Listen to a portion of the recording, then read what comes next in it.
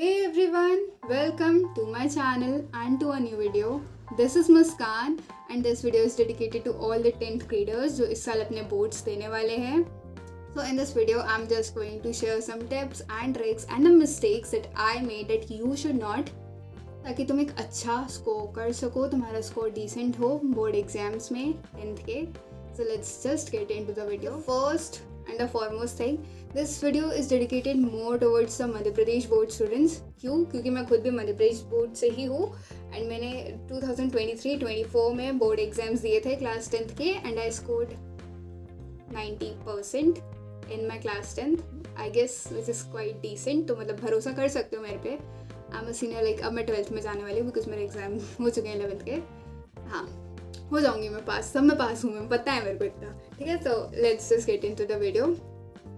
Like अगर तुम CBSE से हो तो प्रोबेबली लीव कर सकते हो, बट अगर तुम मध्य प्रदेश बोर्ड से हो तो yes you should just keep watching because मैं मध्य प्रदेश बोर्ड से रही हूँ तो मैं वहीं का ज़्यादा एक्सपीरियंस और वहीं की स्ट्रैटेजीज वगैरह शेयर करने वाली हूँ. तो yes, first exam is on 27th. Hindi का एग्ज़ाम है. देखो, first and the foremost step and जो मिस्टेक मैं करती थी I just want to share it. देखो, as a tip I would say Hindi grammar पे अच्छे से फोकस करना. मैं सही बता रही हूँ. एक एवरेज स्टूडेंट और एक टॉपर स्टूडेंट में ना यही फ़र्क होता है कि जो टॉपर होता है ना उसकी ग्रामर स्ट्रॉन्ग होती है और जो एवरेज स्टूडेंट होता है ना उसकी ग्रामर वीक होती है. ट्रस्ट में ऑन दिस, मेरे खुद के एवरेज मार्क्स आते थे. क्यों? क्योंकि मेरी ग्रामर स्ट्रॉन्ग नहीं थी. अब अगर मेरे से पूछ लिया गया कि अनुप्रास अलंकार उदाहरण सहित लिखो, मेरे को यही नहीं पता कि होता क्या है, उसका उदाहरण क्या है, मैं लिखूंगी क्या उसमें. पूरा क्वेश्चन गया, पूरे 2 नंबर गए मेरे.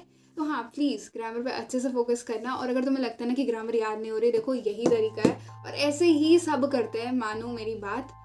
द थिंग इज़, देखो तुम्हारे पास कोई ना कोई गाइड तो होगी. मतलब 90% ऑफ द बच्चे कोई ना कोई गाइड या रेफरेंस बुक ज़रूर यूज़ करते हैं. लाइक बोर्ड्स के लिए तो सभी करते होते हैं.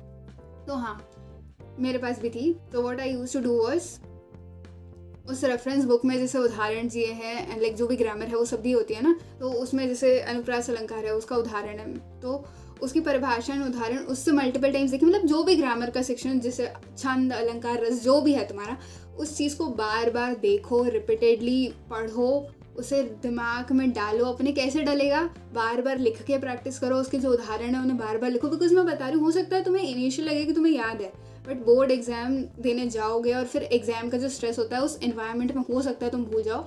और just to avoid such mishappenings, please उसे लिख के प्रैक्टिस कर लेना. बिकॉज लिख के अगर तुम प्रैक्टिस करोगे तो तुम्हारे दिमाग में ज़्यादा अच्छे से स्टोर होगा, तुम ज़्यादा अच्छे से उसे याद कर पाओगे. तो यस, हाँ, अगर तुम्हें याद नहीं होता या तुम्हारे भूल जाने की समस्या है तो उसका यही इलाज है. प्लीज़ प्लीज़ प्लीज़ उसे मल्टीपल टाइम्स पढ़ना. जिस भी बुक से, नोटबुक से, जिससे भी तुम पढ़ रहे हो उसे मल्टीपल बार पढ़ो, उसे रिवाइज करो एंड रिटन प्रैक्टिस करो. That is the only thing जो तुम्हारी ग्रामर को स्ट्रॉन्ग करने वाली है. टॉकिंग अबाउट टाइम मैनेजमेंट, तो देखो हिंदी और इंग्लिश आर द 2 एग्जाम्स जिनमें time management is a must. Because देखो, हो सकता है पेपर लेंदी हो और हो भी सकता है ना हो, बट हाँ, देयर आर हाई चांसेस कि पेपर लेंदी हो सकता है. और पेपर लेंदी होता है ना तो भाई बहुत दिक्कत हो जाती है. मतलब दिक्कत तो नहीं, बट हाँ, time management is a must. तो देखो, मैं इंग्लिश के लिए क्या करती थी, लाइक हिंदी के लिए तो मैं बेसिकली सब बोलूँ, मतलब मेरा वैसे तो यही रहता है कि जो सेक्शन मुझे सबसे अच्छे से आता है या जो क्वेश्चंस मुझे सबसे अच्छे से आते हैं मैं उन्हें अटेम्प्ट करती हूँ. तो टॉकिंग अबाउट, अब बहुत बच्चों को ना ऐसा मिसकंसेप्शन होता है कि आपको ना जैसे पेपर में क्वेश्चंस दिए, लाइक क्वेश्चन नंबर 1 पहले दिया हुआ है पेपर में जो कि MCQs है, तो आपको MCQs ही अपने आंसर शीट में पहले लिखने हैं. लाइक जो serial wise question paper printed है, जिस सीरियल में है वैसे ही आपको लिखना है. ऐसा बिल्कुल नहीं होता. ट्रस्ट मी, अगर आप क्वेश्चन नंबर 20-21 से भी आंसर शीट में आंसर्स लिखना स्टार्ट करते हो ना तो आपके कहीं मार्क्स नहीं कटने वाले. बस आपको जो आंसर नंबर आप लिख रहे हो वो सही लिखना है और आंसर सही लिखना है. बाकी आप पेपर कहीं से भी स्टार्ट कर सकते हो, कहीं पे भी खत्म कर सकते हो, कोई भी क्वेश्चन बीच में लिख सकते हो. मतलब किसी भी क्वेश्चन का आंसर बीच में लिख सकते हो. बस आंसर नंबर सही मेंशन करना या फिर क्वेश्चन नंबर वटेवर जो भी आप मेंशन कर रहे हो उसे बिल्कुल सही मेंशन करना. लाइक अगर 21 क्वेश्चन का आंसर लिख रहे हो तो आंसर नंबर 21 सही लिखना. आगे पीछे गड़बड़ मत करना. उल्टी सीधी अपने हिसाब से कोई नंबरिंग नहीं करके आनी, पूरे मार्क्स चले जाएंगे. वरना बिल्कुल जो क्वेश्चन पेपर में जिस क्वेश्चन का जो नंबर है तुम्हें आंसर में भी वही लिखना है अगर तुम उसका आंसर लिख रहे हो तो. उस चीज़ का ध्यान रखना. बाकी ऐसा बिल्कुल नहीं होता कि आपको बिल्कुल जैसे अगर फर्स्ट MCQs है, फिर क्वेश्चन नंबर फर्स्ट में MCQs है, फिर फिलअप्स है क्वेश्चन नंबर 2 में, फिर question 3 is like matchups whatever, तो तुम्हें बिल्कुल वैसे ही आंसर शीट में लिखना है. ऐसा कोई ज़रूरी नहीं है. तुम जहाँ से चाहो वहाँ से पेपर चालू करो, जहाँ चाहो वहाँ खत्म करो. तो उसकी बिल्कुल टेंशन मत लेना. क्योंकि बहुत बच्चे ऐसे होते हैं ना जो साल भर तो इस चीज़ पर इतना ध्यान नहीं देते और वो जैसे चाहे वो वैसे लिख लेते हैं और उनको मार्क्स भी मिल जाते हैं. जो कि हाँ, मिलते हैं बिल्कुल, नो डाउट, मेरे को भी मिले थे. बट वो बोर्ड्स के टाइम पे ना इस प्रेशर में कि नहीं हमें जहाँ से लिखना है लाइक हमें क्वेश्चन नंबर 1 से स्टार्ट कर रहे हैं और वो उस प्रेशर में आके भी बहुत गलतियाँ कर बैठते हैं। तो ऐसा कुछ नहीं होता, जहाँ से स्टार्ट करना चाहो वहाँ से करना, जहाँ एंड करना चाहो वहाँ करना, बस आंसर नंबर सही मेंशन करना और आंसर सही लिखना। देन टॉकिंग अबाउट इंग्लिश और हिंदी का एग्जाम, तो इंग्लिश और हिंदी के एग्जाम में time management is a must. तो टाइम का बिल्कुल ध्यान रखना। लाइक मैं क्या करती थी फॉर इंग्लिश का exam, what I used to do was कि मैं सबसे पहले सेक्शन डी जो होता था उसे अटेम्प्ट कर लेती थी, बिकॉज वो टेक्स्ट बुक वाला सेक्शन है, उसमें जो भी क्वेश्चन है वो मुझे पता है कि वो किस चैप्टर से आए हैं, किस कॉन्टेक्स्ट में पूछे गए हैं। एंड साल भर यार बुक तो हर किसी ने पढ़ी होती है ना, तो हाँ वो मैं सबसे पहले अटेम्प्ट करती थी। उसके बाद ही I used to move to the unseen passages, like जो सेक्शन ए होता है, and to the written section, writing section, that is section B. ऐसा मैं क्यों करती थी, बिकॉज देखो सेक्शन ए और सेक्शन बी जो होते हैं ना वो काफ़ी टाइम कंज्यूमिंग होते हैं, उसमें तुम्हें सोचना पड़ेगा कि तुम्हें कैसे लिखना है, क्या लिखना है। एंड जैसे जो अनसीन पैसेजेस हैं उनको तुम्हें अच्छे से, लाइक ऐसा नहीं होता कि तुमने एक बार पढ़ लिया और तुम्हें सब समझ में आ गया, तुम हर एक क्वेश्चन को आंसर कर लोगे, ऐसा बिल्कुल नहीं होता। तुम्हें 2 से 3 बार लाइक मल्टीपल रीडिंग्स करनी पड़ सकती है, और कई बार ना अनसीन पैसेजेस भी लेंदी आ जाते हैं जिनको तुम्हें पढ़ने में ही काफ़ी टाइम लग जाएगा। तो yes, I used to firstly do the section D, writing section, ताकि एटलीस्ट मैं उसमें एकदम मतलब उसको एकदम अच्छे से लिख लूँ, उसे एकदम अच्छे से अटेम्प्ट कर लूँ और उसका एटलीस्ट मेरे दिमाग से प्रेशर हट जाए। उसके बाद मैं सेक्शन बी और सेक्शन ए अटेम्प्ट किया करती थी, डिपेंडिंग ऑन कि मेरे को जो ज़्यादा समझ में आ जाए। हाँ, तो वही बात है, ऐसे मैं अटेम्प्ट किया करती थी। अगर तुम्हें लाइक तुम्हारा हर किसी का अपना तरीका होता है, बट बहुत बच्चे ऐसे करते हैं, बहुत बच्चे जहाँ से उन्हें स्टार्ट करना है वहाँ से कर देते हैं, जैसे तुम्हें समझ में आए तुम कर सकते हो। बट अगर तुम्हें लग रहा है कि कैसे अटेम्प्ट करना चाहिए, तो आई वुड रिकमेंड कि सबसे पहले सेक्शन डी करो, उसके बाद सेक्शन बी करो, then section A and last section C. Section C is quite easy और वो काफ़ी सिंपल होता है, लाइक उसमें ना तुम्हें बहुत ज़्यादा दिमाग नहीं लगाना पड़ेगा, एंड वो कम टाइम में भी, अगर तुम्हारे पास आखिरी में कम टाइम भी बचता है ना तुम उसे कर सकते हो, बस हाँ कर लेना वैसे। And talking about time management, तो देखो टाइम मैनेजमेंट का ये रहता है कि एकदम मतलब यही तरीका मैंने यूज़ किया था कि मैं जैसे 4-5 क्वेश्चंस मैंने लिख लिए, मतलब 4-5 क्वेश्चन के आंसर्स मैंने लिख लिए, that is what I mean to say, उनके आंसर्स मैंने लिख लिए, 4-5 क्वेश्चंस को मैंने अटेम्प्ट कर लिया। तो मैं थोड़ी थोड़ी देर में टाइम देखती रहती थी, मैं ऐसा नहीं था कि हर 2 वर्ड्स लिखने के बाद टाइम देख रही हूँ, हर 2 आंसर लिखने के बाद टाइम देख रही हूँ, ऐसा नहीं करती थी। बट हाँ, टाइम पे ना ध्यान देते रहना कि टाइम तुम्हारे पास कितना है, कितना तुम्हें और लिखना है, बिकॉज तुम्हें अगर टाइम का ध्यान होगा ना तुम थोड़ा ज़्यादा अच्छे से एफिशिएंटली लिख पाओगे। सो येस, टाइम का ज़रूर ध्यान रखना, and time management is a must.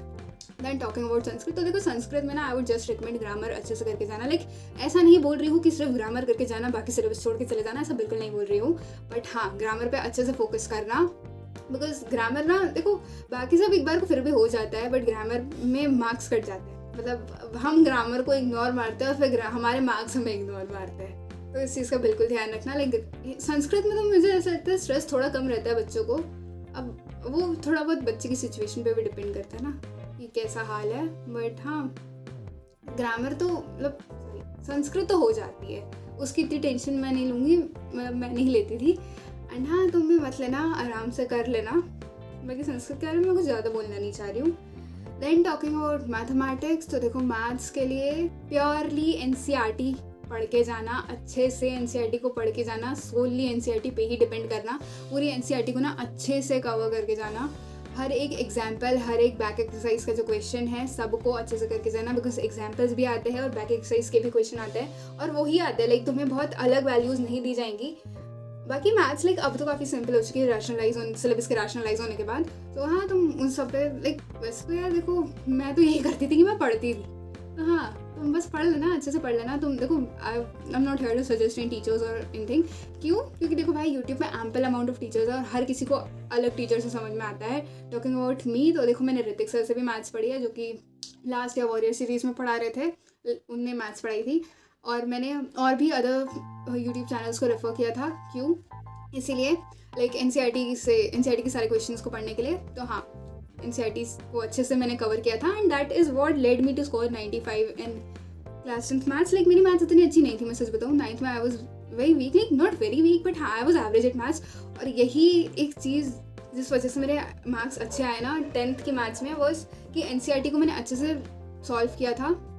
NCERT के एग्जाम्पल्स हो या बैक एक्सरसाइज हो, कुछ भी हो, बस अच्छे से करके जाना, हर चीज़ को करके जाना। मैं तो यही बोलूँगी, तुम्हें नहीं पता कहाँ से क्वेश्चन उठ के आ जाएगा, बट हाँ देखो अगर टाइम कम है या जो भी है वो तो तुम जानते हो, लाइक यहाँ स्ट्रैटेजी नहीं बता रही हूँ मैं कि कैसे सिलेबस कवर करना है, सबका अपना तरीका होता है सिलेबस कवर करने का। What I am saying is कि बस करके जाना अच्छे से, और किस चीज़ पे तुम्हें फोकस करना है। लाइक थ्योरम्स वगैरह जो होती है ना एनसीईआरटी से, पूरी एनसीईआरटी भले मत पढ़ना, मैंने भी नहीं पढ़ी थी, लाइक कोई भी नहीं पढ़ता, और इस चीज़ पे थोड़ा टाइम इन्वेस्ट करना भी इतना सेंस नहीं बनाता। तो भले तुम पूरी एनसीईआरटी मत पढ़ो, बट जो थ्योरम्स होती हैं उनको एनसीईआरटी से फॉर श्योर पढ़ के जाना। प्रूफ वगैरह जो भी हैं सारे अच्छे से कर लेना, लाइक प्रैक्टिस सबकी कर लेना। हालांकि तुम कर भी रहोगे साल भर से, जो लाइक 10th मतलब हाँ तुम्हारे तो एग्जाम्स भी लेट हो रहे हैं ना, तो हाँ अच्छा खासा टाइम तुम लोगों को मिला एंड पढ़ा तो होगा ही साल भर में, हाँ वो सब कर लिया होगा, कर लेना। बाकी अबाउट सोशल साइंस, तो लाइक सोशल साइंस में मेरी जो मैंने बहुत बड़ी गलती की थी, इसका मुझे अभी तक भी दुख होता है थोड़ा बहुत बट हाँ सोशल साइंस में आई वुड फॉर श्योर से, देखो तुम्हें ना एक तो सोशल साइंस में वैसे हमेशा से मतलब हमारे टाइम पे भी यही हुआ था कि सोशल साइंस में ना गैप डेज बहुत कम होते हैं, तुम्हें छुट्टियाँ काफ़ी कम मिलती हैं सोशल के लिए प्रिपेयर करने के लिए। एंड सोशल में ना तुम्हें 21 चैप्टर्स प्रिपेयर करने हैं, विच इज़ अ लॉट। और मैं सही बता रही हूँ, इतना सारा सिलेबस है ना कि जब तुम्हें पेपर मिलेगा ना, हो सकता है तुम्हें फील हो कि टफ है। लाइक हमारा जो पेपर था ना, मैं खुद का ओपिनियन बताऊँ, मैं दूसरों की बातें करूँ, सबका यही कहना था कि भाई सोशल का पेपर टफ था।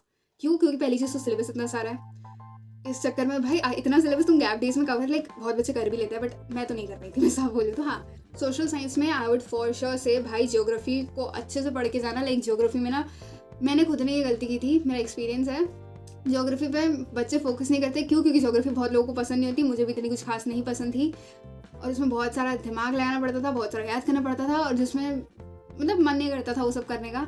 Trust me it was a mistake. Geography पे अच्छे से फोकस करना, ज्योग्राफी को अच्छे से करके जाना, बिकॉज वो हाईएस्ट वेटेज ही है। और देखो उसी से मैप वर्क भी आना है, तो उन सबको ना अच्छे से पढ़ के जाना। लाइक मेरा खुद का क्या था कि मैं इकोनॉमिक्स और सिविक्स पे ज़्यादा फोकस करती थी। देखो कर सकते हो, कोई बुरी बात नहीं है, करना चाहिए, बल्कि उन पर भी फोकस करना चाहिए, no doubt. But please geography और हिस्ट्री को इग्नोर मत करना। मैंने साल भर ज्योग्राफी और हिस्ट्री पे काफ़ी कम ध्यान दिया था, क्योंकि मुझे वो इतने पसंद नहीं थे। लाइक मुझे इंडियन हिस्ट्री पसंद थी, मुझे वो जो प्रिंटिंग कल्चर वाला चैप्टर था हिस्ट्री का वो पसंद था, बट मुझे बहुत सारी ऐसी चीज़ें थी लाइक जो अदर चैप्टर्स थे हिस्ट्री के वो इतने कुछ खास पसंद नहीं थे, और ज्योग्राफी को भी मैं इतना कुछ खास पसंद नहीं करती थी, इसलिए मैं उनको ज़्यादा पढ़ती नहीं थी, जो कि एक गलती थी। एंड प्लीज़ वो गलती तुम मत करना, उन्हें अच्छे से करके जाना एकदम अच्छे से, बिकॉज उनका वेटेज काफ़ी हाई रहता है। एंड ये चीज़ ना मुझे सोशल एग्जाम बोर्ड एग्जाम देने के बाद समझ में आया था कि मुझे उन पर ज़्यादा फोकस करना चाहिए था, और अगर मैं ध्यान देती तो उनको मैं अच्छे से कर पाती, जिससे मेरा पेपर थोड़ा अच्छा चला जाता। तो हाँ प्लीज़ उस चीज़ का ध्यान रखना। लाइक मेरा पेपर इतना बुरा नहीं गया था सोशल का, बट सोशल का पेपर टफ था हमारा, तुम्हारा भी हो सकता है, क्योंकि सिलेबस काफ़ी सारा है। एंड इतना सारा syllabus is that one thing जो तुम्हारे पेपर को सबसे ज़्यादा टफ बनाने में हेल्प करता है। तो प्लीज़ ध्यान देना सोशल में। टॉकिंग अबाउट मैप वर्क, देखो मैप वर्क तुम्हें फिजिकल मैप मिलेगा, तो फिजिकल मैप पे ही मैप वर्क की प्रैक्टिस करना, और मेरी तरह बेवकूफ़ी मत करना कि तुमने साल भर मैप वर्क की प्रैक्टिस नहीं की। लाइक मुझे तो बहुत महीनों के बाद, मतलब मेरे 6-7 महीने निकल गए थे 10th के, उसके बाद मेरे को पता चला कि बोर्ड में मैप वर्क जैसा भी कुछ आता है, वरना मुझे पता ही नहीं था कि मैप वर्क जैसा भी कुछ होता है। बट हाँ मुझे लेट पता चला था पहली चीज़ तो मैप वर्क के बारे में, कि हाँ मैप वर्क भी करना होता है।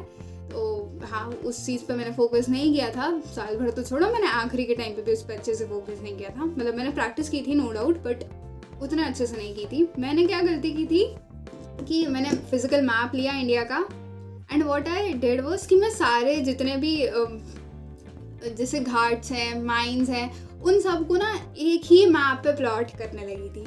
और इसमें होता क्या ना, एक तो तुम आखिरी के टाइम पे कर रहे हो, लाइक मेरे पेपर के मैं एक दिन पहले शाम को बैठ के ये सब कर रही हूँ, तो दिमाग ऑलरेडी इतनी इन्फॉर्मेशन झेल नहीं पा रहा था, और ऊपर से तुम आखिरी के टाइम पे कर रहे हो और वो भी स्ट्रेस लेके, तो ऑलरेडी तुम्हें कुछ समझ नहीं आ रहा था, तो मेरा पूरा मैप तक मैसअप हो गया था, पता है।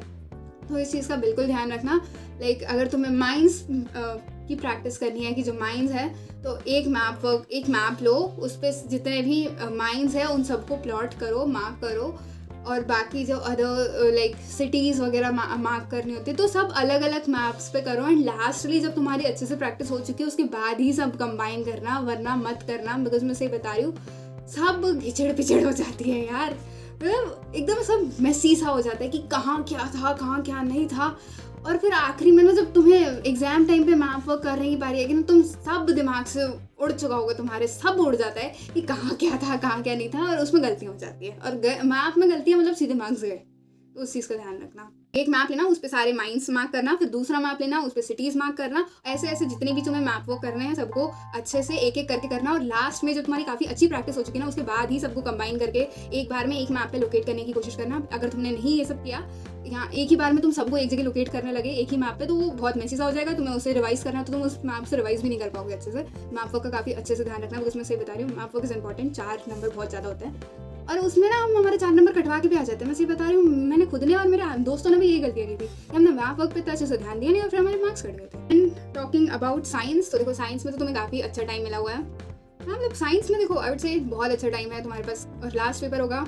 हाँ लास्ट पेपर होता है तो खुशी ज़्यादा होती है कि चलो पेपर खत्म होने वाले, बट खुशी बाद में मना लेना, पहले पेपर के लिए अच्छे से पढ़ लेना, ठीक है, अच्छे से। And what I mean to say is अच्छे से पढ़ लेने से भाई कोई डायग्राम मत छोड़ के जाना एनसीईआरटी का। मैं सही बता रही हूँ, मैंने सारे डायग्राम्स प्रैक्टिस किए थे, सिर्फ स्टोमेटा का डायग्राम को छोड़ के। और अगर तुमने प्रीवियस ईयर क्वेश्चंस देखे हैं या तुमने 2024 का साइंस का पेपर देखा है तो तुम्हें पता होगा कि स्टोमेटा का डायग्राम आया था, तो उस चीज़ का ध्यान रखना। और देखो आई वुड सजेस्ट कि एक जनरल सजेशन है मेरा कि तुम जो भी डायग्राम बेस्ड क्वेश्चन आते हैं ना, कि draw the diagram and do the labellings, like जो भी तुम्हारे लेबलिंग्स वाले क्वेश्चन आते हैं, डायग्राम्स वाले क्वेश्चन आते हैं, आई वुड जस्ट रिकमेंड कि वो उस डायग्राम को अच्छे से ड्रॉ करो और लेबलिंग्स भी अच्छे से करना। लाइक उसकी तो तुम्हें प्रैक्टिस ही करनी पड़ेगी, हालांकि बच्चे करते भी उसकी प्रैक्टिस, वो हो भी जाता है। But yes I would genuinely suggest कि जो भी तुम डायग्राम बना के आ रहे हो ना, उसका एक short brief description for sure लिख के आना। क्यों? क्योंकि देखो तुम्हारे नो डाउट, तुम्हें अगर तुमने डायग्राम सही बनाया एंड लेबलिंग सही की तो तुम्हें मार्क्स मिलेंगे, बट एक छोटा सा डिस्क्रिप्शन तुम जो भी तुमने बनाया उसके बारे में लिख देते हो, उसका थोड़ा बहुत मैकेनिज्म बहुत कम वर्ड्स में एक्सप्लेन करते रहो। मैं नहीं बोल रही बहुत ज़्यादा लिखना, बट थोड़ा सा लाइक 2-4 लाइन में भी अगर तुम उसके बारे में कुछ लिख दे रहे हो, थोड़ा बहुत उनका फंक्शन एक्सप्लेन कर दोगे ना, तो तुम एक बहुत सेफ जोन में आ जाओगे कि अब तो तुम्हारे कोई भी मार्क्स नहीं काट सकता। बाकी ऐसा नहीं होता कि तुम्हें बहुत अच्छी ड्राइंग्स बनानी है या क्या, हाँ मतलब ड्राइंग्स डायग्राम्स की प्रैक्टिस फॉर श्योर करके जाना, एक बार घर से 1-2 बार घर से प्रैक्टिस कर लेना। लेकिन मुझे एक ही बार करने का टाइम मिल पाया था मेरी गलतियों की वजह से, तो हाँ उसकी प्रैक्टिस फॉर श्योर करके जाना। और इस चीज़ का ना प्लीज़ ध्यान रखना कि तुम अगर कोई भी डायग्राम ड्रॉ कर रहे हो तो उसे 10 बार रफ करके इरेज करके रीड्रॉ ना करो, बिकॉज उसमें ना फिर तुम्हारी जो कॉपी होगी वो ब्लैकिश होने लगेगी, उसमें असर दिखने लगेगा उस चीज़ का। तो प्लीज़ उस चीज़ का ध्यान रखना। तो हाँ मतलब तुमने बाकी सब तो कर ही लिया होगा, मतलब इतना टाइम रहा है साल भर, मतलब मोस्ट ऑफ तो बच्चे पढ़ते ही है साल भर 6 महीने, जैसा भी तुमने पढ़ा वो तुम्हें पता है। बट हाँ साल भर मतलब जितना भी तुमने पढ़ा होगा पढ़ लिया होगा। सो या हैव फेथ इन योरसेल्फ, तुम कर लोगे अच्छे से। बाकी हाँ साइंस में डायग्राम्स मतलब ओवरऑल अच्छे से पढ़ के जाना और एनसीईआरटी पे ही स्टिक करना, मैं साफ बोल रही हूँ। एनसीईआरटी से ज़्यादा बाहर निकलने की कोई ज़रूरत नहीं है। बाकी मैथ्स के लिए हम सेइंग दिस वन थिंग, अगर तुमने साल भर आरडी शर्मा आर्य अग्रवाल प्रैक्टिस की है तो बहुत अच्छी बात है, बट अगर नहीं किया है तो लास्ट मोमेंट में प्लीज़ उन बुक्स को लेकर मत बैठ जाना कि उनकी प्रैक्टिस करके जाऊँगा, कोई सेंस नहीं बनता। तुम्हें करना है सिर्फ एनसीईआरटी को प्रैक्टिस करो, पूरी एनसीईआरटी अच्छे से कर लेना। और मैं बता रही हूँ तुम एनसीईआरटी से ही पूरा पेपर आने वाला है, तो डोंट स्ट्रेस अबाउट दैट। कोई अदर बुक मत लेके जाना, कोई मतलब कोई अदर गाइड्स या बुक्स मत लेके बैठ जाना एंड मोमेंट पे, बिकॉज वो बहुत ज़्यादा स्ट्रेस क्रिएट कर देगा जो किसी काम का नहीं है और तुम पढ़ भी नहीं पाओगे अच्छे से। तो प्लीज़ उस चीज़ का ध्यान रखना। सोशल के लिए सिलेबस पूरा अच्छे से कवर कर लेना, प्लीज़ उसे एक प्रायोरिटी बना के करना, वरना वो नहीं होता एंड मोमेंट पे। तो उस चीज़ का बहुत अच्छे से ध्यान रखना, मेरी गलती को प्लीज़ मत दोहराना। बाकी तो तुमने कर लिया होगा। एंड यार दैट इज़ इट, लाइक मैं नेक्स्ट वीडियो में मेरा बोर्ड एग्जाम का एक्सपीरियंस शेयर करने वाली हूँ, so make sure to watch that. And यार that is it for this video. I hope you enjoyed. Make sure to subscribe if you like my content, and I'll see you in the next one. Bye.